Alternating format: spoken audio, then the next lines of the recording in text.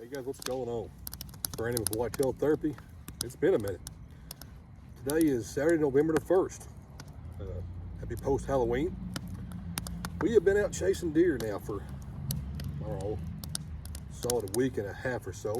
I'm not sure when the last time was that I checked in. Probably somewhere around 23rd of October. Not positive. They have worked some in between there.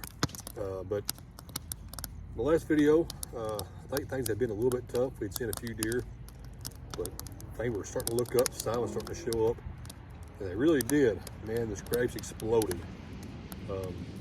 In the years past, I think somewhere around the 15th to the 20th or so is when the scrapes really started getting kind of crazy. But this year has been, if I mentioned before, it's been different. Everything seems to have been behind.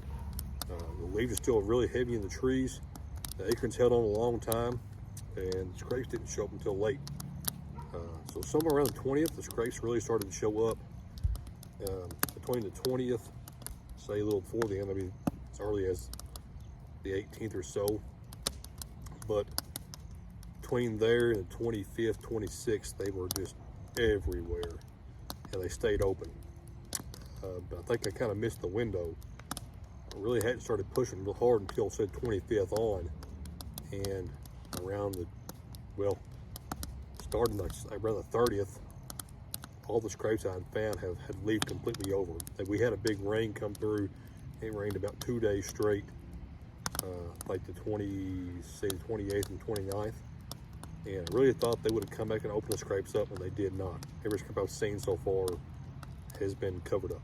So that has been kind of abandoned, and it looks like they're out chasing. So in this time frame since the last video, and let's say today, now on the 1st, things have made a huge transition shift.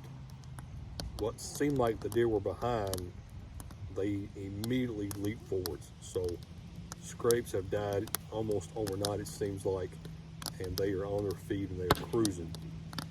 Started seeing my first cruising activity about 4 days ago, midday action, and yesterday they were really on their yesterday being Halloween, and we do a big Halloween event for my family. Only hunted until about 11 o'clock. I saw 5 bucks yesterday afternoon or mid-morning, all out cruising or chasing. Smoke's trying to turn on me, but it always follows beauty, they say. Let it choke me out. Anyway, hunted this morning, and we went in really deep. I second guessed myself multiple times because I'm already getting tired.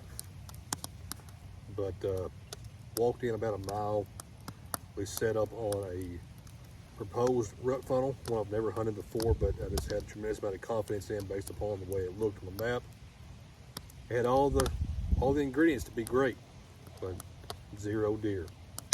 And I mentioned this on my TikTok, but you know, when you public land hunt, or he's hunting in general, but public land hunting especially, because you can't bait and no pre-hung sets, it's just, there are days you're just not going to see deer. Even like today, would seem like to be a perfect day, but it just happens. Anyway, we have been on deer. We have seen quite a few deer. Made really good selections in my picks. Lots of does. Are starting to see several bucks. We've passed on a few. I haven't had a lot of deer in bow range, or I'd say bow range that I could have shot with my camera. I could have forced the issue had I not been really trying to film all my shots this year, but nothing I really wanted to shoot anyway. Of course, again, today's the 1st. We hunted till about lunchtime. We came out. Pretty good chance of rain. It's actually been sprinkling now for about an hour. It's supposed to rain coming in about 4 o'clock. So we actually ultimately decided to give up and hang it up for the day. Come home and do a little R&R. Fine again, guys. This is for the first time, I'm 41 this year, that I have really felt tired. These long hikes with the pack for my stand, and we are bringing a pack this year for these longer hikes. Hurting, Linda, for those of you who know that reference. But so we're gonna sit this afternoon out, and right now we're sitting by the fire pit, drinking a little bit of fine Kentucky bourbon, and smoking a cheap cigar. I've got sitting around somewhere right now. But the main point of the video, guys, is to let you know that this is hunting, and this is especially public land hunting. Last year I took my first out-of-state trip. Me and my best friend went to Tennessee. We hunted 5 days, and in 5 days I never saw a single deer. Talk about a humbling experience. Thought I had a clue what I was doing, and I really got trumped pretty hard. Had a trip planned for this year. Unfortunately, my best friend suffered a pretty severe injury 1st of September, and I put him out for the entire season, so we didn't cancel that trip to Indiana, pushing it back till next year. So I've got, this is Saturday, so I've got this coming week off, and this may be my last big push for the year, other than hunting a few short weekends here or there. But the reality of it is, guys, is that you can't, if you go somewhere to hunt, or even local, you're not always going to tag out. I shot my buck last year the weekend before season closed, so I actually shot my 24 buck in 25 in January. Year before that, in my 23 season, I didn't shoot a buck. I've made my mind up that I was going to shoot a deer on public, and that's where my intentions are going forwards. And that year I struck out. I just couldn't make it happen. But I'm okay with that. So if you make this type of decision, guys, that you're going to chase deer on public or even on private, let's say you decide that, hey, I'm not going to run trail cams anymore, or I'm not going to hunt over bait anymore, there's a decent chance you might not get a shot. You might not shoot, or the deer you may choose that you have walking range, you may choose not to shoot because of size, which is what I'm kind of at now in my life. And so it's okay. It's just, you've got to get to the point where you're okay with that. But all that being said, week coming up, again, peak week here in Western Kentucky.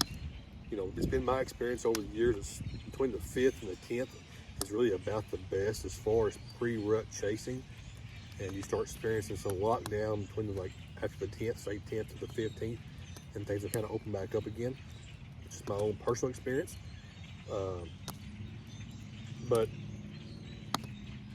our gun season starts next weekend, and once the rifles start going off, things really start going haywire.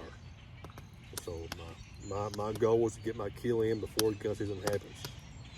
If it don't happen, then so be it, and we'll just be like everybody else, and we'll just weekend hunt the rest of the year. But I've had my opportunities. I've let deer walk, but that's okay, because I haven't seen something that I wanted to shoot on the hoof. I've got several deer on camera that are definite shooters. I just haven't seen them in person, but that's part of the gig. We're at the point now that we likely will abandon all the places that we have. We will focus solely on 1 or 2 spots and just hunt them really, really hard.